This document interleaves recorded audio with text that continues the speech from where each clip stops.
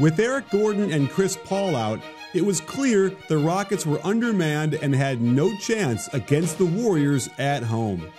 And that's how the game played out until the guy with the longest beard in the gym decided to go absolutely nuclear.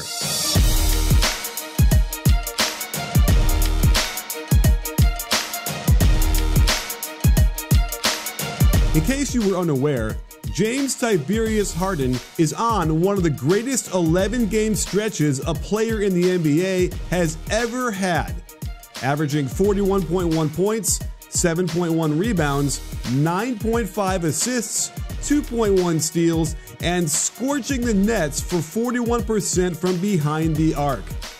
And who knew early in the third quarter, when this free throw gave Golden State a 20-point lead, that this game would be anything but your typical Thursday night TNT blowout. But that's when James Harden went to work, scoring 13 points and getting 6 assists in the third period alone. While Harden struggled to be effective in the first half, he got things going with his passing to start the quarter. On this inside pick and roll, watch how Bell is late getting into position, has to run, and then is easily crossed by Harden. Once he gets into the middle, forget about it. Draymond is forced to rotate over, Curry is supposed to split the difference between the two weak side players, then close out to the pass. He doesn't do this, and Tucker gets a wide open three. A simple spread pick and roll out top gets Capella a slip to the hoop. Draymond didn't want to leave Tucker, and no one is there to rotate and protect the rim. A simple pitch to pick forced the switch, and it was fitting that it all started with Harden's patented step-back three-pointer, which doesn't seem to get in much space, but it doesn't matter at all. Austin Rivers has never shot this well from three in his career, so you can't leave him alone behind the arc. But watch Curry not recognize where his man is, opting to pick up Capella, which of course leaves Bell pretty damned confused. This pick and roll was well defended until Bell is late getting into ice position. As Clay forces him away from the screen, Bell needs to be on the line of deployment between the ball and the basket. This forces the lowest man to fully rotate, and give credit to Capella for handling this lob and getting it into the basket.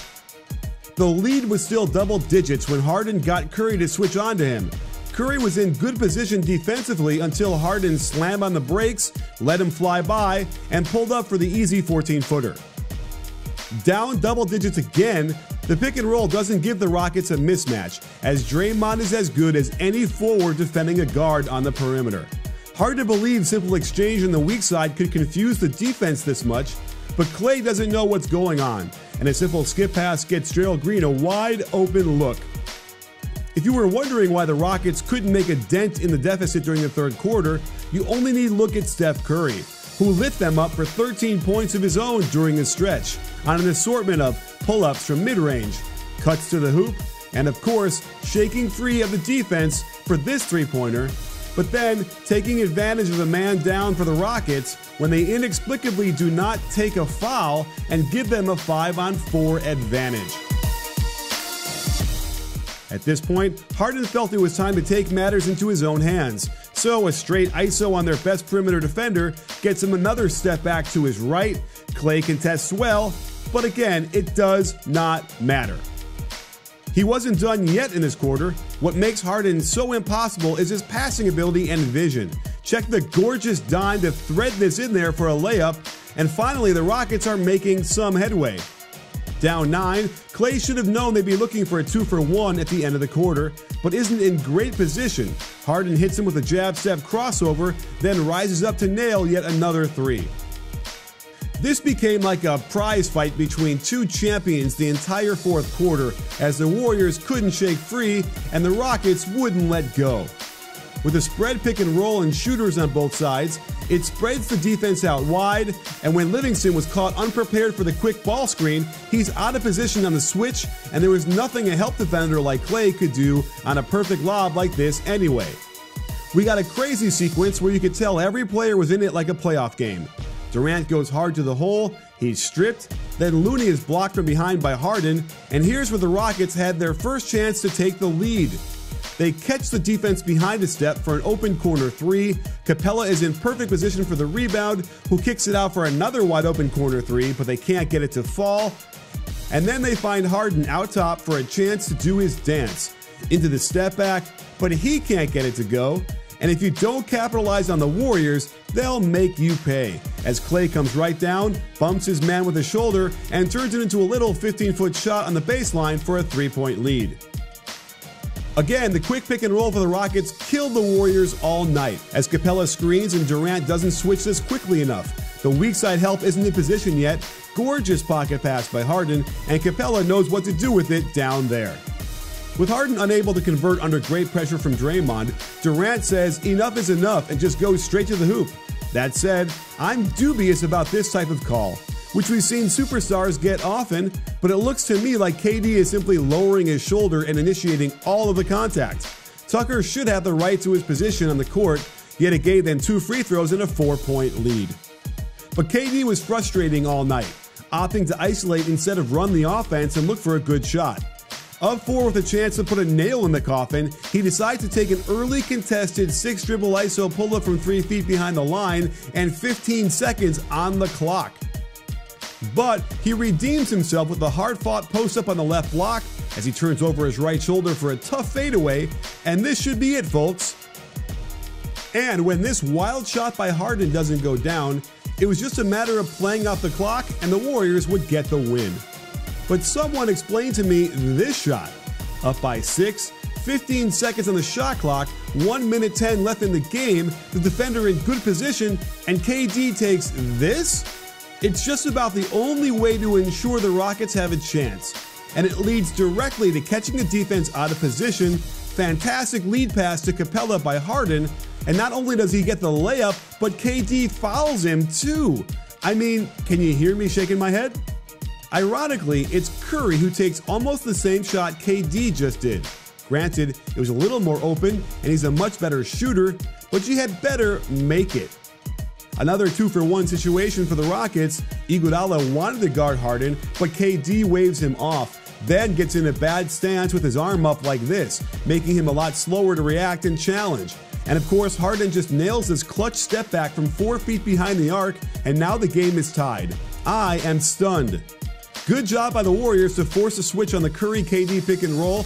Credit Austin Rivers for fighting for his life down there, and Durant misses a tough fadeaway. The Warriors were probably soiling their pants at the prospect of Harden having the last shot, but it was a little inexplicable that this was the shot they get for the win. Not a good one, but hey, we all win with 5 extra minutes of this extraordinary game. Considering the position the Warriors were in, it had to be demoralizing to know they needed to go to overtime at home against a shorthanded Rockets team. While Harden only had 5 points in the fourth quarter, he was going to make sure he put his stamp on the overtime. Isolating on their second-best perimeter defender, he gets contact on the drive, slams on the brakes, leaves Iggy flailing, and steps back into another 3-point dream killer. Clinging to a 1-point lead, the defense picked up its pressure, and Steph Curry steps in front, is there with plenty of time, takes the contact, and gets the charge, giving the Warriors a chance to retake the lead. The Rockets didn't follow the blueprint we've seen teams use recently of totally ignoring Iguodala and Draymond Green.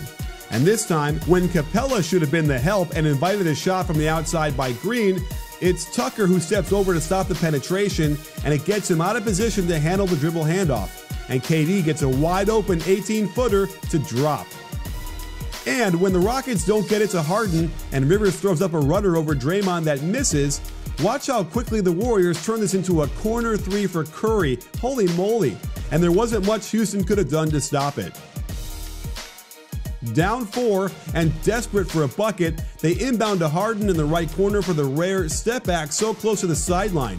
He gets it off, hits KD in the face, and still knocks down the triple to cut the lead to 1. This game is officially bonkers.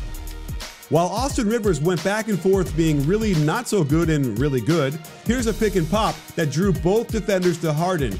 And I can't blame the Warriors for saying prove it, but prove it he did in a big way.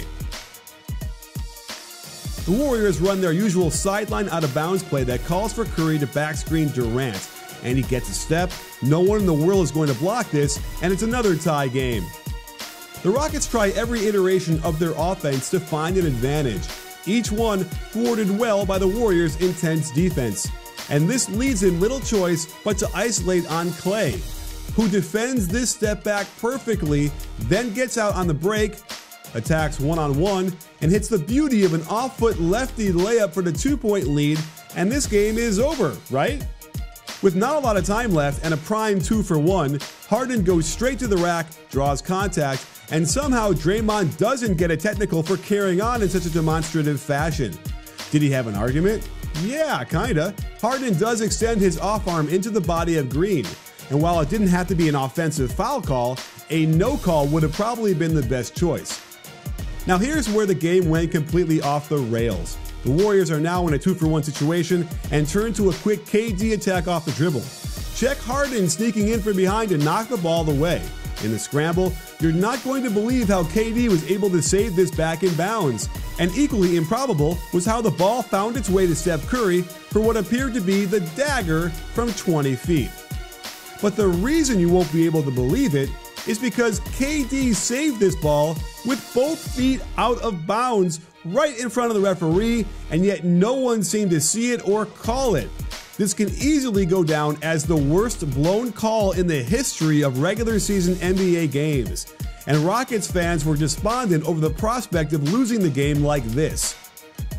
Down 2 with 5.5 seconds left, there was still enough time to get a shot off, and I really like what the Rockets ran. They put Harden deep in the backcourt, but only to get him going quick as Tucker set a back screen for him. It doesn't really work because the Warriors simply switch it, but he got room for the catch, went into his dance, watched Draymond take one step in the wrong direction to his right, and that was all the space Harden needed coming off the ball screen to rise up, release the ball, get hit just after the ball got in the air, fall down completely on his butt, and yet the ball still goes in for the win. When the Warriors miss a narrow window to find Klay open, KD has to toss it up, can't hit it, and that, sports fans, was easily the most thrilling regular season game we've had in years. James Harden is on a mission to single-handedly carry this Rockets team on his back with a ridiculous display of skill very few players have ever displayed on the court. You may not like all the fouls he draws, and that's for another video coming up very soon, but there is no denying this is a guy who has firmly put himself in the lead for the MVP race, leading the Rockets from the brink of missing the playoffs this year to threatening the top teams in the West. With one nationally televised game, he dropped the gauntlet on the Warriors, who suddenly look very mortal in their quest to win another title.